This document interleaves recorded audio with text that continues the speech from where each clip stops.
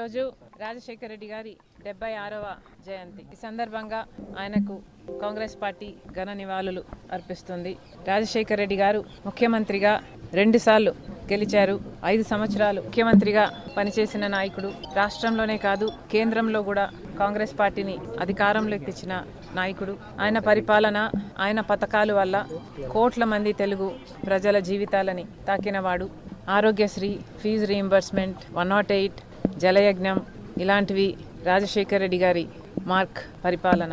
ఇచ్చిన మాట తప్పకపోవడం, మడమ తిప్పకపోవడం రాజశేఖర రెడ్డి గారి మార్క్ రాజకీయం. రాజశేఖర రెడ్డి గారు చనిపోతే ఆ బాధను తట్టుకోలేక, ఆ నిజాన్ని జీర్ణించుకోలేక ఆయన వెనకాలే దాదాపు 700 మంది ప్రాణాలు వదిలారు అంటే ఆయన ఎంత గొప్ప నాయకుడో చరిత్ర చెప్పేసింది. అలాంటి నాయకునికి, మా నాన్నకి మనస్ఫూర్తిగా నివాళులు అర్పిస్తున్నాం. రాజశేఖర రెడ్డి గారి అభిమానులందరికీ మనస్ఫూర్తిగా నమస్కరించుకుంటున్నాం. ఈ సందర్భంగా రాజశేఖర రెడ్డి గారు ఉమ్మడి ఆంధ్ర రాష్ట్రానికి ముఖ్యమంత్రిగా పనిచేశారు. కాబట్టి హైదరాబాద్లో కూడా రాజశేఖర రెడ్డి గారికి ఒక మెమోరియల్ స్పేస్ ఉండడం సబబు. రాజశేఖర రెడ్డి గారు మరణించిన వెంటనే కాంగ్రెస్ పార్టీ అది కేటాయించినప్పటికీ ఇప్పటికీ అది అమలు కాలేదు. ఇప్పటికైనా ఇప్పుడు రేవంత్ అన్న గారు అక్కడ ముఖ్యమంత్రిగా ఉన్నారు.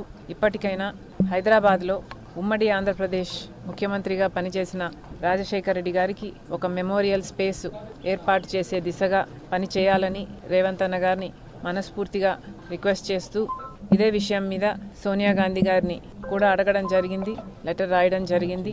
కాబట్టి ఇది వెంటనే అమలు చేస్తే రాజశేఖర రెడ్డి గారి అభిమానులందరికీ రాజశేఖర రెడ్డి గారిని తెలంగాణలో, హైదరాబాద్లో కూడా వాళ్ళు వెళ్ళి తలుచుకోవడానికి, నివాళులు అర్పించడానికి అవకాశం ఉంటుంది. ఎందుకంటే ప్రస్తుతం కనీసం ఆయన జయంతికి, వర్ధంతికి కూడా ఆయనని స్మరించుకునే అవకాశమునే మెమోరియల్ స్పేసు తెలంగాణలో, హైదరాబాద్లో లేకపోయింది. మరొకసారి రాజశేఖర రెడ్డి గారి అభిమానులందరికీ, ఇక్కడ వచ్చిన వాళ్ళందరికీ, రాలేకపోయిన వాళ్ళందరికీ కూడా రాజశేఖర రెడ్డి బిడ్డ మనస్ఫూర్తిగా నమస్కరించుకుంటాం. Thank you.